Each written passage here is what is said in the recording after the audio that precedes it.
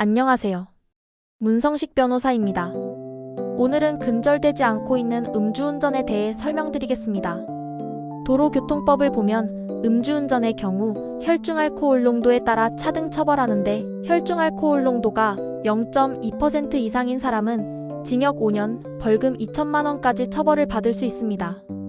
0.08% 이상은 징역 2년, 벌금 1천만 원까지. 그리고 0.08% 미만인 사람은 최대 1년, 벌금 500만 원까지 처벌받을 수 있습니다. 측정 거부도 처벌이 되는데요. 술에 취한 상태에 있다고 인정할 만한 이유가 있는 사람이 경찰 공무원의 측정에 응하지 아니하는 경우 최대 징역 5년, 벌금 2천만 원까지 처벌을 받을 수 있습니다. 따라서 무조건 측정에 응해야 합니다. 그리고 어떤 분들은 자신은 낮에 먹은 술이 다 깼고 입으로 불어나온 혈중알코올 농도를 믿지 못하겠다면서 혈액검사를 자청하는 분들이 있습니다. 이 경우 통상적으로 호흡기상으로 나온 측정치보다 더 많이 음주치수가 나오는 경우가 흔하니 공연히 고집 부리지 마시기 바랍니다. 그리고 특이한 것이 있는데 지난 7월 유명한 개그맨 한 사람이 남의 차량을 자신의 차량으로 오인하고 운전을 하다가 적발이 되어 자동차 절도죄로 의심을 받았는데 알고 보니 공황장애 약물을 복용한 후 운전한 것으로 밝혀졌지요.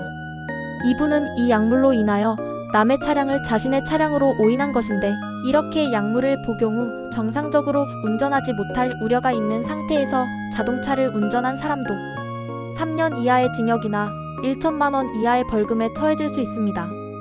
이 개그맨도 정식으로 입건되었는 바 약물 복용 후 운전하는 것에 대해서도 조심할 필요가 있습니다. 과거에는 음주운전을 하다 적발이 되면 벌금을 내고 반복되면 재판에 회부되어 통상 집행유예 판결을 받고 이런 집행유예 전력이 있음에도 또 음주운전을 하면 실형을 선고하고 법정 구속을 하는 경우가 통상적인 법원의 관행이었습니다. 그런데 음주운전이 근절되지 않고 음주운전으로 인한 큰 사고들이 지속되자 법원에서도 처벌을 높여 삼진아웃제를 도입하여 3번 음주운전하면 구속시키기도 했습니다. 그러다가 언제부터인지 이번만 음주운전을 해도 집행유예를 선고하지 않고 막바로 실형을 선고하고 법정 구속을 하는 판결이 나오기 시작하였습니다.